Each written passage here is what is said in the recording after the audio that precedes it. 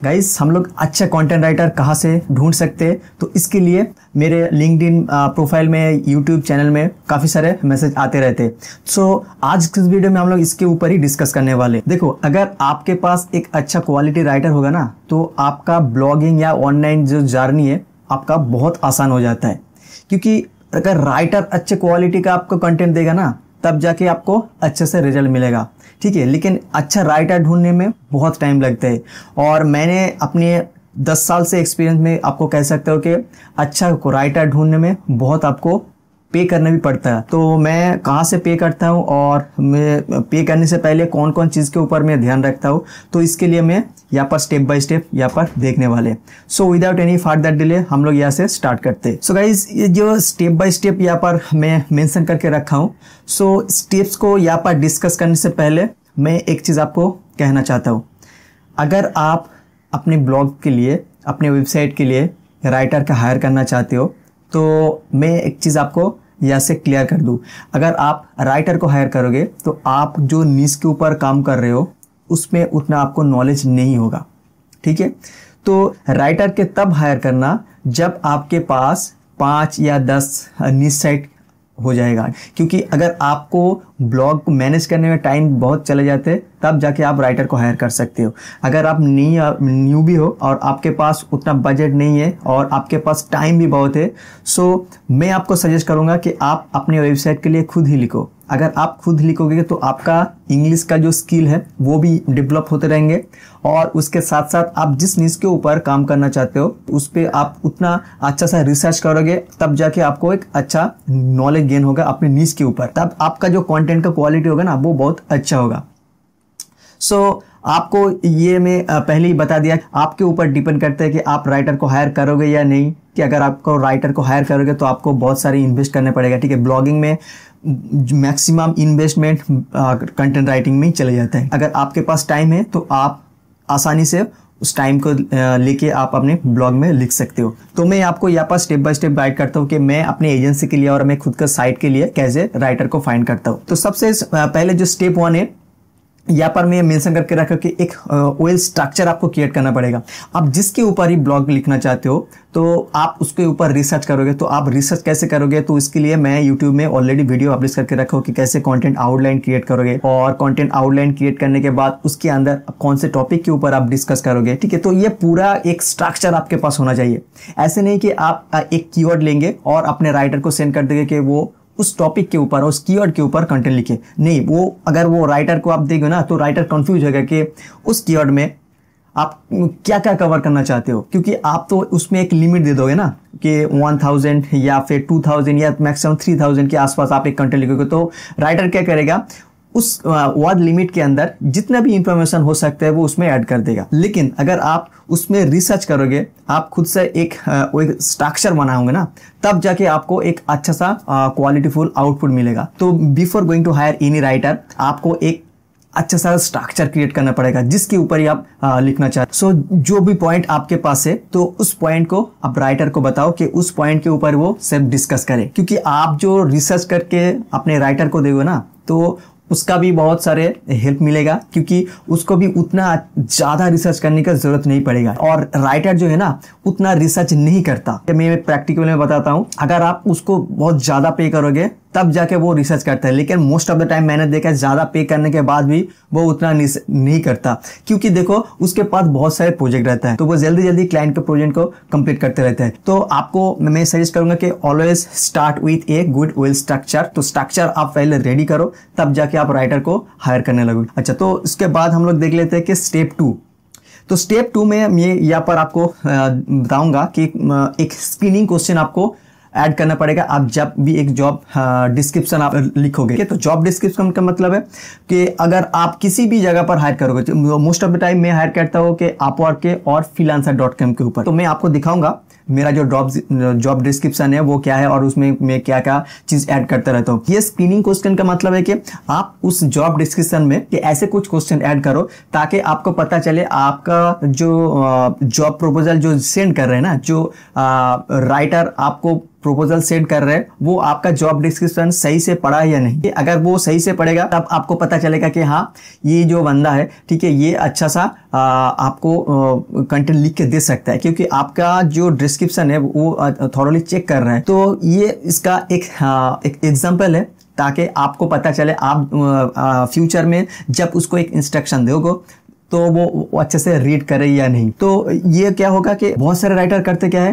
कि जब भी कोई जॉब मार्केट में पोस्ट होता है ना, तो वो एक कॉपी पेस्ट करके एक प्रपोजल सेंड कर दे। तो उस तरह आपको वैसे अगर राइटर मिलेगा ना, तो आप उसको इजीली इग्नोर कर सकते हो कि आपने जो क्वेश्चन वहाँ पर ऐड करके रखे है, अगर उसके ऊपर कोई भी आंसर नहीं देगा ना, तो आप इजीली समझ जाओगे कि आपका डिस्क्रिप्शन में वो सही से पढ़ा है नहीं। तो इसके लिए आपको एक स्क्रीनिंग क्वेश्चन ऐड करना पड़ेगा। ये हो सकता है कि कुछ कीवर्ड आप ऐड कर दो, जैसे कि who is the owner of Google और who is the CEO of Google. इस तरह कुछ भी एक क्वेश्चन वहां पर डाल दो, ताकि ये पता चले कि आपका जो राइटर जो आपको प्रपोजल सेंड कर रहे हैं वो आपका डिस्क्रिप्शन सही से पढ़ा है या नहीं। सो उसके बाद आपको यहाँ पर देखना पड़ेगा कि आप जो जॉब डिस्क्रिप्शन वहां पर पब्लिश करने जा रहे हो, तो आपका बजट वहां पर मेंशन होना चाहिए। तो आप ऑलवेज ट्राई करो कि आपका बजट अराउंड 500 से 1000 के आसपास हो, ठीक है। अगर आप शुरू से ही लो बजट वहाँ पर मेंशन कर दोगे तो अच्छा राइटर वहाँ पर बिड नहीं करेगा, ठीक है। तो आपको मैं ये टिप यहाँ पर बता देता हूँ, क्योंकि मैं 10 साल से इस फील्ड में काम कर रहा हूँ, तो मैं इसमें बहुत सारे रिसर्च करने के बाद मुझे ये सही लगा मुझे। सो मैं आपको एक बार मेरा जॉब डिस्क्रिप्शन भी दिखाता हूँ। सो यहाँ पर आप देख सकते हो कि मैंने एक जॉब पोस्ट किया था, तो उसका टाइटल ये था कि need content writer for our SEO agency $15 for 1000 word, ठीक है। तो यहाँ पर आप देख सकते हो कि मैंने ऑलरेडी यहाँ पर मेंशन करके रखा था कि मैं 2 फ्रीलांसर को यहाँ पर हायर करने वाला हूँ, ठीक है। तो ये मेरा डिस्क्रिप्शन है और इसमें मैं क्लियरली मेंशन करके रखा कि विथ सैंपल मुझे प्रपोजल चाहिए, और उसके साथ साथ मैंने क्लियरली यहाँ पर मेंशन करके रखा कि एआई टूल में अभी भी अलाउ नहीं करूँगा। और उसके साथ साथ यहाँ पर आप नीचे देखोगे ना, मैंने एक स्क्रीनिंग क्वेश्चन के टाइप कुछ इन्फॉर्मेशन यहाँ पर ऐड करके रखा है, जैसे कि use issue glitch at the time of job application.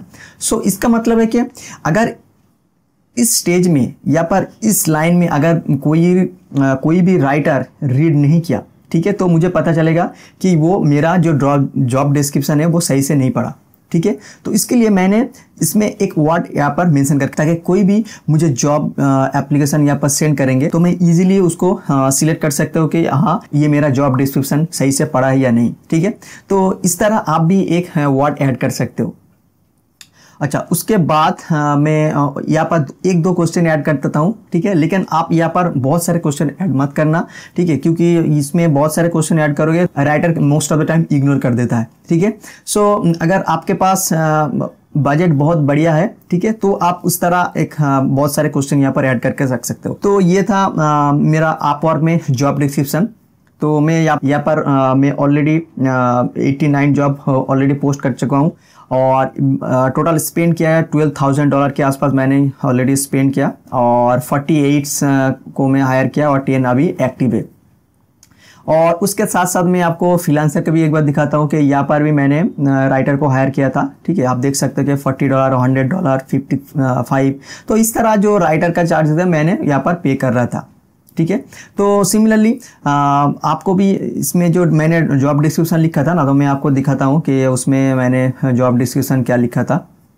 यहाँ पर भी आप देख सकते हो कि use glaze 1 at the time, ठीक है। तो इस तरह आपको भी एक वर्ड ऐड करके रखना पड़ेगा, या फिर आप कोई भी क्वेश्चन टाइप का इंफॉर्मेशन यहाँ पर ऐड कर सकते हो, ताकि आपको पता चले कि आपका जो राइटर है आपका डिस्क्रिप्शन सही से रीड किया या नहीं। तो ये हो गया हम लोग का स्टेप 2। अभी हम लोग जाते हैं स्टेप 3 के ऊपर। सो स्टेप 3 में हम लोग देखेंगे कि जो भी राइटर जॉब में अप्लाई किए थे, ठीक है, उसका डिस्क्रिप्शन में क्या क्या लिखा है, ठीक है। उसका डिस्क्रिप्शन को अगर मैं अच्छे तरीके से रीड करूंगा तो पता चलेगा कि वो राइटर कंटेंट राइटिंग के लिए काबिल है या नहीं, ठीक है। तब जाके मैं डिसाइड करूंगा उसके साथ मैं बात करूंगा या नहीं।